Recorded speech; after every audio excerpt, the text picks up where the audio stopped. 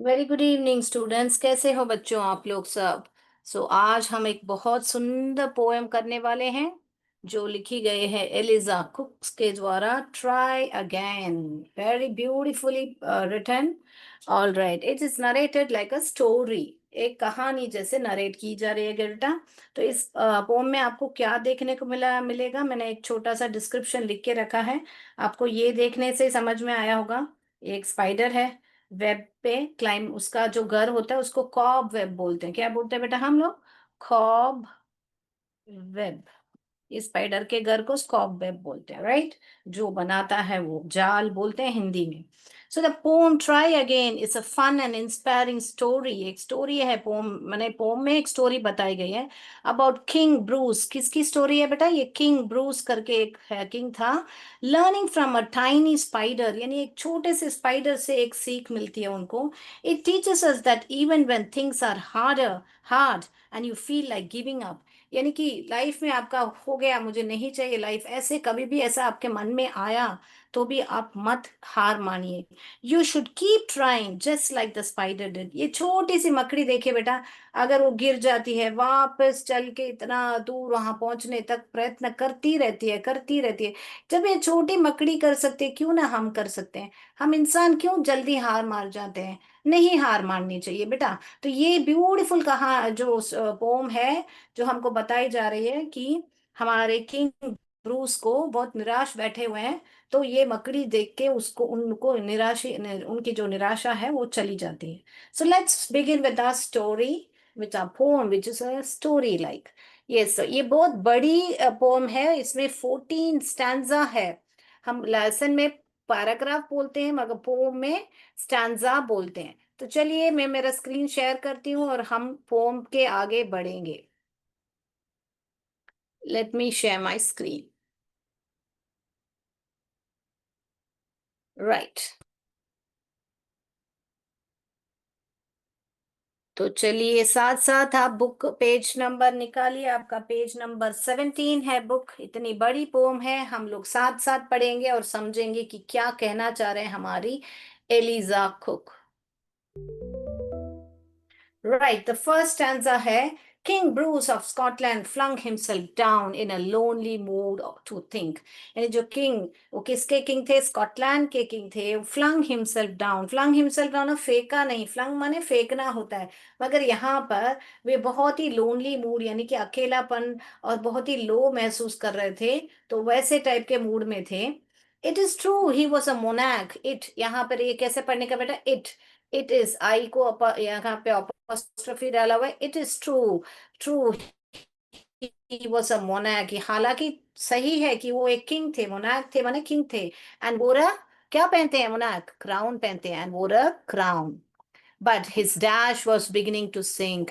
मगर उनका जो हृदय है डूब रहा था। यहाँ पर डूब रहा है तो लिटरली पानी में जाके डूबने के बाद है, मतलब नहीं है। That means he was, his heart was sinking, he was down, he was. जब हम बहुत लो फील करते हैं तो हमको ऐसा लग रहा है कि हम डूब रहे हैं जैसा। तो यही बताना चाह रहे हैं यहाँ पर। King Bruce of Scotland flung flung himself down in a lonely mood to think, यानी सोच में लग रहे थे। इट इज ट्रू कि हालांकि सच है वो एक मोनार्क किंग है एंड क्राउन पहने हुए हैं, but his heart was beginning to sink. तो यहाँ पर आप बेटा राइमिंग स्कीम नोटिस करोगे तो आपको यहाँ पर आपको लिख के बताती हूँ। देखिए यहाँ पर डाउन, ये हमारा ए है, और डाउन जो है हमारा थिंक के साथ मैच नहीं कर रहा है तो ये हमारा बी रहेगा। फिर वापस यहाँ पर ये जो क्राउन जो है हमारे बी के साथ यानी थिंक के साथ नहीं मैच कर रहा है मगर डाउन के साथ मैच कर रहा है, तो ये जो क्राउन है हमारा रहेगा ए। तो डाउन और क्राउन मैचिंग है इसीलिए हम ए लिखेंगे। और ये जो थिंक है हमारे सिंक के साथ मैच हो रहा है तो यहाँ पर हम लिखेंगे बी। तो इस पोम में सारे स्टैंजा में ये ही स्कीम यूज की जा रही है, A B, A B. Okay. तो क्या स्कीम यूज की गई जा रही है इस पोम में? सारे स्टैंजा में यही है। जो पहला वाले लाइन का हमारी तीसरी लाइन में मैच कर रहा है, और दूसरे वाला लाइन हमारे चौथी लाइन में मैच कर रहा है, और हर एक स्टैंजा में चार चार लाइन है। तो ये स्कीम जो है पूरी पोम में उन्होंने मेंटेन किया हुआ है। ओके बेटा, तो याद रख लीजिए स्कीम जो है ए बी है। ऑल राइट, चलिए तो अभी हम जाएंगे सेकेंड स्टांजा पर। इसका आंसर हम सबमिट करेंगे। तो दो दो एक एक स्टैंजा में मैंने दो दो वर्ड मैंने ब्लैंक छोड़ा है, ताकि आप ध्यान से सुने, और आपके बुक में से मुझे बताएंगे आप लोग कि क्या वहां पर मिसिंग है। For he had been trying to do a great deed to make his people glad। यानी उनके बहुत कोशिश, बहुत ट्राइंग ग्रेट डीड, यानी कि बहुत प्रयत्न कर रहे थे to make his people glad, यानी कि उनके प्रजा, हिज पीपल यानी कि क्या, किंग के पीपल जो प्रजा होती है उनको खुश रखने के लिए बहुत कोशिश कर रहे किया था उन्होंने। He had tried and tried but couldn't succeed, and so he became quiet sad। तो वे बहुत ट्राई कर करके थक चुके थे वे, यानी कि हार गए थे। couldn't succeed यानी कि सफल नहीं हो पाए। सो इसीलिए ही बिकेम क्वाइट सैड। तो अभी हमको मालूम पड़ रहा है कि क्यों वो मूड ऑफ में बैठे हैं, क्यों ऐसे अजीब मूड में बैठे हैं करके। जो पहला स्टैंजा में बताया गया है कि लोनली मूड में बैठे हुए हैं क्यों करके, अभी हमको मालूम पड़ रहा है कि because he is very sad that he is not able to keep his people glad, to make his people glad यानी to make his people happy, glad यानी happy। तो यहाँ पर भी देखिए डीड और सक्सीड ए है, और ग्लैड और सैड एक राइमिंग वर्ड है जो बी बी है। तो वापस ए बी राइमिंग स्कीम है। Right. He flung himself down in a low despair, as dash, as grieved as man could be। Grieved यानी कि दुख में रहना। ओके, grieved इसको कैसे पढ़ते हैं? GRIEVED, grieved, as grieved as a man could be, and after a while he pondered there। pondered यानी सोच में पड़ना, बार बार। पहले स्टैंजा में बता रहे ना बेटा कि he was thinking। So he's saying, and after a while he pondered there, I will give it all up, he said। कि है ना, मैं है ना हार गया हूं, मैं छोड़ देता हूँ सबको करके, ऐसे करके वो गिव इट अप यानी कि हार मानने ही वाले थे, ऐसा करके बता रहे हैं। तो थर्ड स्टैंजा में क्या पता चल रहा है हमको कि ही फ्लंग हिमसेल्फ डाउन इन लो डिस्पायर, यानी निराश होके बैठे हुए थे। और जैसे कि एक दुख दुख यानी दुखी आदमी होता है। एंड आफ्टर थोड़ी देर after a while he pondered there, और थोड़े देर के बाद सोच ही रहे थे कि मैं है ना छोड़ देता हूँ, आई गिव इट अप, यानी हार मान गए थे, ही सेड। तो बाद में यहाँ पर भी देखिए डिस्पायर और देयर है, कुड बी ही करके राइमिंग वर्ड है। ना just at that moment a dash drop, उसी समय पे जैसे उन्होंने हार मान ली थी, तब एक स्पाइडर वहां पर आके गिरा। विथ इट सिल्क एंड फिल्मी क्लू, यहाँ पर फिल्म माने फिल्म की बात नहीं की जा रही बेटा, सिल्क एंड फिल्मी क्लू यहाँ पर। तो यानी कि यहाँ पर वो जो स्पाइडर वेब जो धागा रहता है कैसा था, सिल्क एंड फिल्मी, यानी कि बहुत पतला सा, उसी को एक फिल्मी। Okay, clue.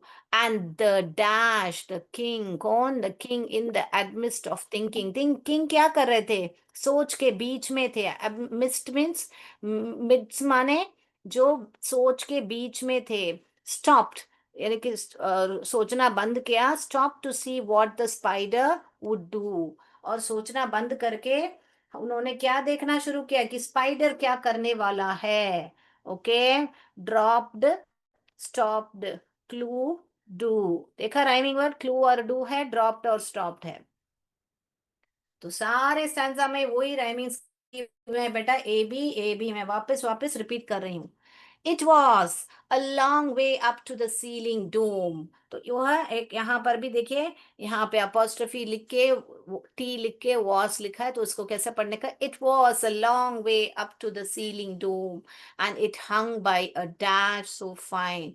कैसे था रोप, कैसा था जो रस्सी, कैसी थी? बहुत फाइन। फाइन माने यहाँ पे हाउ आर यू फाइन, वो वाला फाइन नहीं है। यहाँ पर फाइन माने उसका मतलब है कि बहुत ही पतला था वो जो रोप था, वो रोप माने रस्सी नहीं थी, वो जो कॉबवेब का, जो स्पाइडर का वेब रहता है। And it hung by a rope so fine.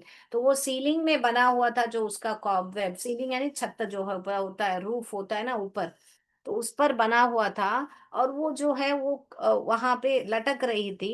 And how it would get to its dash home.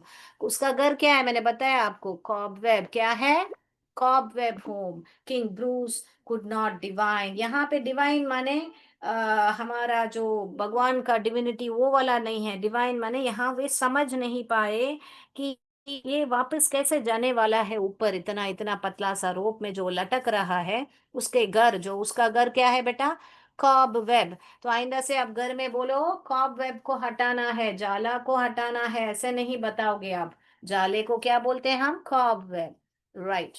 तो इसको भी हम देखेंगे, dome home, fine divine rhyming word है। It soon began to dash and dash. It soon began to, आपका page turn कीजिए, page number में 18 में है आपका ये जो स्टैंजा।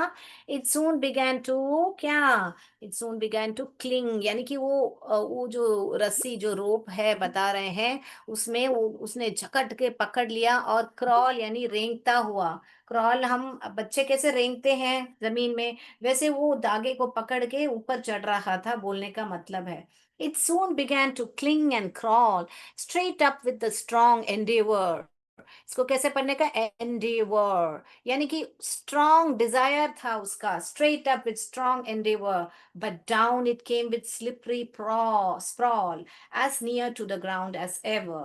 बट वापस वो डाउन नीचे आ गया, क्यों, बहुत स्लिपरी था, स्लिपरी यानी फिसल फिसल रहा था, और वापस ग्राउंड के पास नियर आ गया, एज एवर यानी कि हमेशा के हमेशा का तरह, ऐसे बोलने का मतलब है।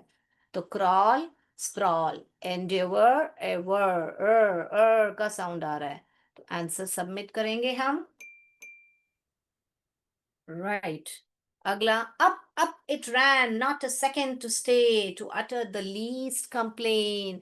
तो बेटा अगर हम नीचे गिर गए या हार गए तो हमको बहुत शिकायत होती है।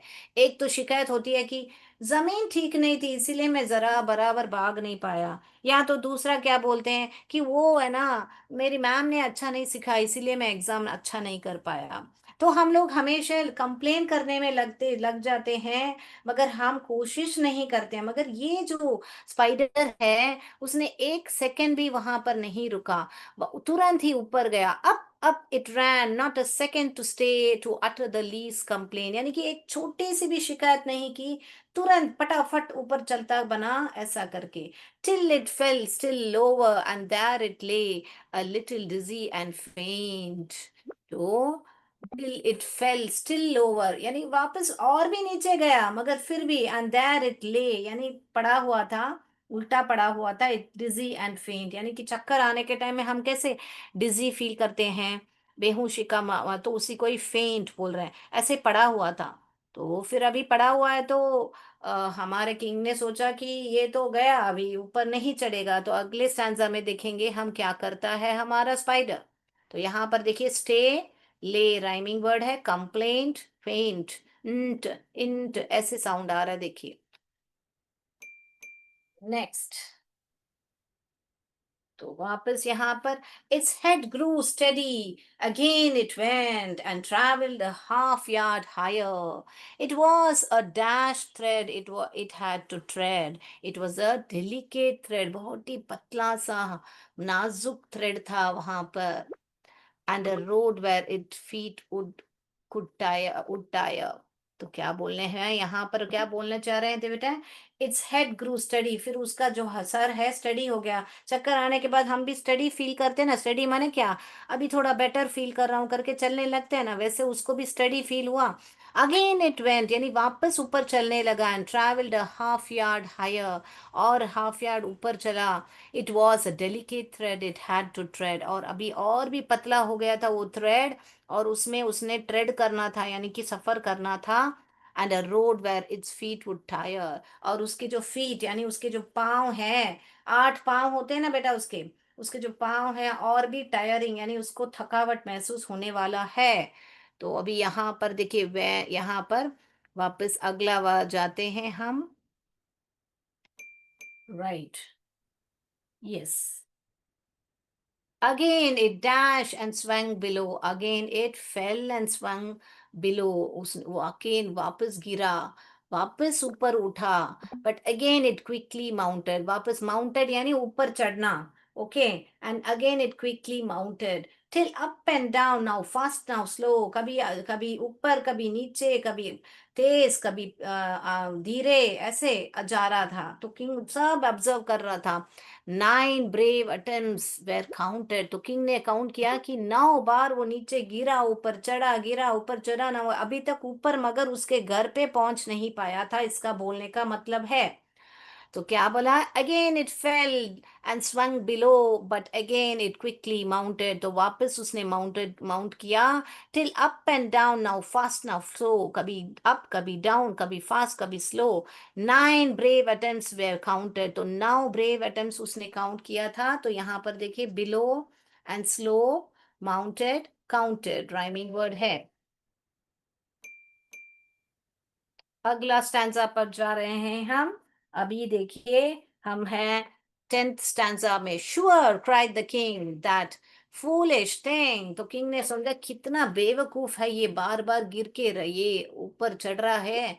तो sure cried the king that foolish thing. यहाँ पे थिंग किसको बताया जा रहा है बेटा? स्पाइडर को. Will strive no more to climb. अभी वो तो बचने वाला नहीं है ऊपर चढ़ने के लिए. स्ट्राइव यानी बचने वाला नहीं है. Strive no more to climb. अभी तो वो क्लाइम कर ही नहीं पाएगा. When it toils so hard. जब वो इतना मेहनत कर रहा है. To reach and cling and tumbles every time. और हर बार टम्बल यानी ठोकर खा के गिरता है. When it toils so hard to reach and cling and tumbles every time. तो यहाँ पर देखिए बेटा, थिंग, क्लिंग राइमिंग वर्ड है. यहाँ पर थिंग और क्लिंग. फर्स्ट लाइन और थर्ड लाइन में राइमिंग वर्ड है. सेकेंड और फोर्थ लाइन में क्लाइम एंड टाइम. ओके. यहाँ पे क्लाइम, ब नहीं पढ़ने का. क्लाइम, क्लाइम, ये बी जो है साइलेंट है. क्लाइम, टाइम, टाइम में खत्म हो रहा है. यस. सो राइमिंग वर्ड में स्पेलिंग सेम रहना जरूरत नहीं है. It is about the sounds you have to see. But up the insect went once more. Ah me, it's a dash anxious time. कि है ना, अभी है ना, ये बहुत ही टेंशन. जैसे हम लोग मैच देखते हैं, आईपीएल मैच या कुछ, कौन अभी जीतने वाला, ऐसा है, बहुत टेंशन मोड में होता है ना. तो अभी है ना. But up the insect once more went once more. मगर अभी और एक बार वो insect, या हाँ मी, ओ माय गॉड, मैं वो राजा अपना बोल रहा है. Me, it is an anxious minute. ये बहुत ही एंग्शियस मिनट है.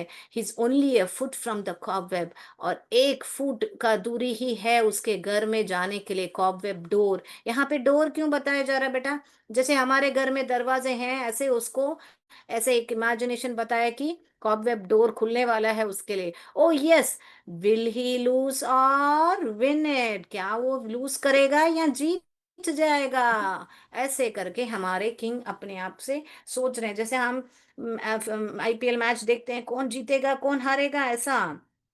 तो वैसे है ना, टेंशन में हमारे किंग बैठे हैं. एंग्शियस मिनट है. तो हम यहाँ पर सबमिट करेंगे. मोर और डोर राइमिंग वर्ड है. Minute and it rhyming word है. Steadily, steadily, inch by inch, higher and higher he got. And a dash little run at the very last pinch. And a dash little run यानी कि, and a bold little run. And a bold little run at the very last pinch put him into his native court. Beautifully it said, native court. अभी native, आपका native कहाँ पे है पूछे तो, आपका जो आपका जो गांव है वो कहाँ पर है. अपना अपना जो बोलने का होता है ना, उसी को ही हम नेटिव बोलते हैं. इसीलिए यहाँ पे ब्यूटीफुली नेटिव कॉट यानी कि, कॉट यानी कि क्या, सही में आपको लगता है स्पाइडर को वहां पर एक कॉट रहेगा जो बस्तर सोने का होता है, उसको हम कॉट बोलते हैं. तो क्या आपको लगता है वहां पे उसके लिए कॉट रहेगा? मगर ये सुंदर सी बात वही बताई है. Steadily, steadily, inch by inch, धीरे धीरे, एक एक इंच करके.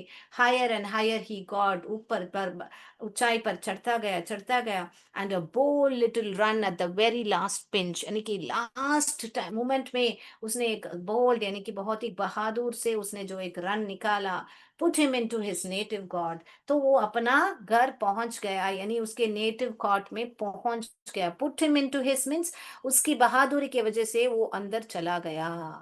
तो यहाँ पर देखिए इंच और पिंच, गॉट और कॉट राइमिंग वर्ड है। Last two stanza and we are done. And then we will go to our MCQs. Bravo, bravo, the king cried out. All honor to those who try. The spider up there, defeat despair. Ah, he conquered. He defeat despair. He conquered. And why shouldn't I? What a wonderful line it is. Bravo, bravo, the king cried out. जैसे हम लोग जीतते हैं ना, कोई जीत गए हमारा, जो हमको अगर पसंद है कोई मैच में, तो हम बोलते हैं वाह वन, हुरे हुरे, ऐसे जी। तो वैसे है ना, किंग खुश हो गए। Bravo Bravo the king cried, यानी कि उस राइडर को प्रेस कर रहे हैं, तारीफ कर रहे हैं कि कितना बहादुर बहादुर है करके। King cried out, cried out यानी कि बहुत ही चिल्ला के बोलना की। All honour to those who try, यानी कि जो भी जिंदगी में जो भी कोशिश करते हैं, हारते नहीं हैं, उनको सबको मेरा सल्यूट बोलने का मतलब है। All honor to those who try. The spider up there defeat despair. जो स्पाइडर ऊपर है उसने दिखा दिया कि निराशा को कैसे हराना है करके। The spider up there defied despair. What a line it is. He conquered and why shouldn't I? यानी उसने हासिल कर दिया तो क्यों ना मैं कर सकता हूं, ऐसे करके। He conquered and why shouldn't I? ऐसे करके किंग ने सोचा, क्योंकि किंग क्या है, निराश बैठा था। तो कितने सही समय पर बेटा, जब किंग निराश बैठा था, वो एक स्पाइडर ने उनको एक बढ़िया सीख दी है। So out, and then it is the king, that's how cried out bravo bravo करके। So we will go to the last stanza. And Bruce of Scotland braced his mind, and gossips tells the tale. यहाँ पर बेटा the brew and Bruce of Scotland braced his mind ना, उसके braced his mind माने क्या है, उसने अपने माइंड को समझाया। And gossips tells the tale, gossip माने लोग अपने बीच में बात जो करते हैं, उससे हमको पता चलता है कि जो किंग है वाकई में उन्होंने ट्राई किया और वे बाद में कभी हारे नहीं करके बोलने का मतलब है। मैं जब लाइन पढ़ूंगी आपका, तब आप समझ पाओगे ये पूरा स्टैंजा का। वापस पढ़ रही हूँ, देखिए। And Bruce of Scotland braced his mind, and gossips tells the tale that he tried once more, and he tried as he tried before, and that time did not fail. यानी कि उसने और एक बार कोशिश की, किसका, जब स्पाइडर को देखने एक बार और एक बार ट्राई किया उसके पीपल को खुश रखने के लिए। एज ही ट्राइड बिफोर, यानी कि पहले जैसे ट्राई किया, अभी वापस और एक बार ट्राई किया। And that time he did not fail, यानी कि उस समय वे हारे नहीं। ये हमको कैसे पता चल रहा है, जब लोग किंग के बारे में हमको कथा बताते हैं ना, तो ये टेल से हमको पता चला कि हाँ, वो किंग बाद में हारे नहीं। राइट, बहुत बढ़िया से यहाँ पे टेल और फेल राइमिंग वर्ड है बेटा। तो हम आंसर्स को सबमिट करेंगे। तो बहुत सुंदर कविता है बेटा। एमसीक्यू हम करेंगे जल्दी से। हम एक बार पोम को आंसर्स देख लीजिए आप, तो आपका पूरा पोम यहाँ पर है। King Bruce of Scotland flung himself down in a lonely mood to think. It is true he was a monarch and wore a crown, but his heart was beginning to sink. तो ये पूरा pome मैंने आपको एक एक line आपको समझाई है बेटा। पूरे 14 स्टैंसर हैं इसमें, तो सब में ए बी राइमिंग स्कीम है ऑलमोस्ट ऑल द स्टैंजा में। तो चलिए अभी हम एमसीक्यू करेंगे और साइंस सेशन को वाइंड अप करेंगे। यस,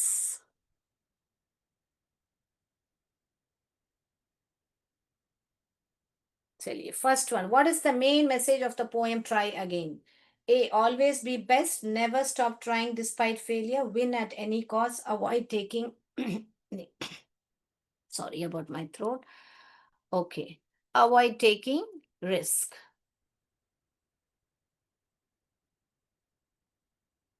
अगला देखिए बेटा, अगला क्या है?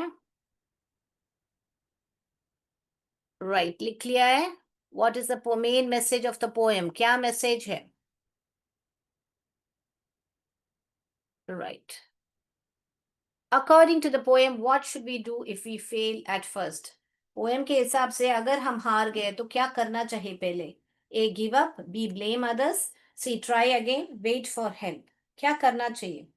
हार मान ली चाहिए, दूसरों को दोष देना चाहिए, वापस ट्राई करना चाहिए, या मदद के लिए वेट करना चाहिए? क्या है इसमें से? ए बी सी लिखना काफी है बेटा.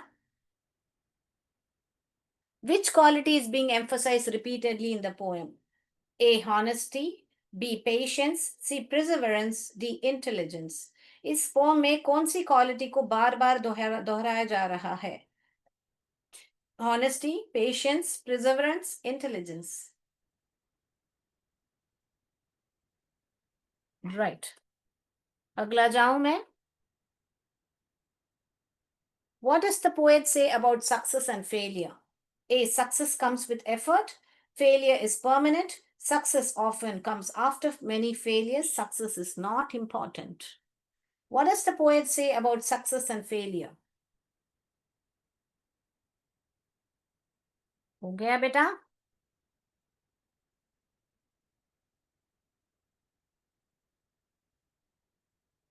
चलिए. Fifth one. What is the tone of the poem? क्या tone है इस poem में? A. Angry, B. Encouraging, C. Sad, D. Humorous. क्या है क्या? कैसे बोला गया है poem? कौन से tone में बोला गया है?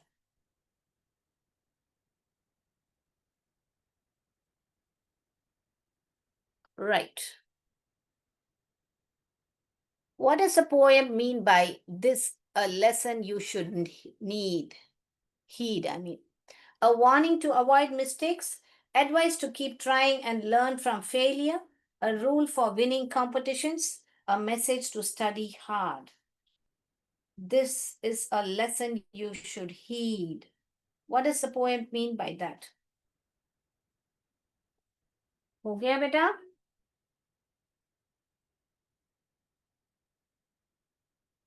चलिए अगला जाएंगे हम. What is the rhyme scheme of the poem?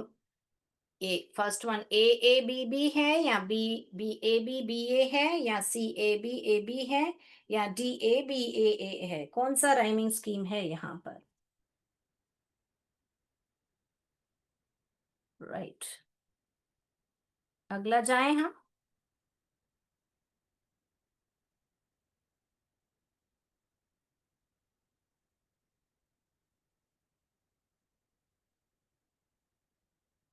Eighth one. In the poem, who benefits from the message of try again? कौन benefit कर रहा है इस poem में? Only children, only successful people, everyone who faces difficulty, only the rich. इस poem में कौन ज्यादा लाभ, किसको ज्यादा लाभ मिलेगा ये पढ़ने के बाद, यानी कि इसका जो मैसेज जो है? Right. What kind of poem is try again? A humorous poem, B inspirational poem, nature poem, romantic poem. कैसे टाइप का पोएम है? ह्यूमरस, इंस्पिरेशनल, नेचर और romantic poem. What happens if we don't try again according to the poem? We will always win, we will never succeed, we will be punished, we will lose our friends. What happens if we don't try again according to the poem? नहीं try करेंगे तो क्या होगा? We will always win, we may never succeed, we will be punished, we will lose our friends. चलिए अभी answers का समय है. मैं उम्मीद करती हूँ कि आप लोग ने सब लिखा होगा, तो आंसर्स वहां पर रेडी हैं. चलिए अभी नोट करते जाइएगा आपको सही मिला है कि गलत मिला है. तो पहले क्वेश्चन का आंसर है B, never stop trying despite failure. Right. Okay. तो पहले सेकंड क्वेश्चन का आंसर है C, try again. Okay. Third question का आंसर है सी, प्रिजर्वेरेंस. प्रिजर्वेरेंस माने क्या बेटा? दृढ़ता. ओके. दृढ़ होना चाहिए कि हमको करना ही है, इसीलिए प्रिजर्वेंस is the right answer. Right. Fourth answer, success often comes after many failures. कि सक्सेस आएगी बहुत सारे फेलियर्स के बाद, मगर प्रयत्न करना ही चाहिए हमको। टोन क्या है? एनकरेजिंग है इस पोएम का, कि एनकरेज कर रहे हैं हमारे कवि हम सबको कि हार मत मानो, आगे बढ़िए, सक्सेस जरूर आएगा करके। फिर लास्ट में क्या है? एडवाइस, क्या advice? To keep trying and learn from failure, और एक हर एक फेलियर से कुछ सीखो और आगे बढ़ो। What is the rhyming scheme? मैंने बताया हुआ था आपको, ए बी है, यानी कि फर्स्ट लाइन थर्ड लाइन से मैच कर रही है, सेकेंड लाइन फोर्थ लाइन से मैच कर रही है।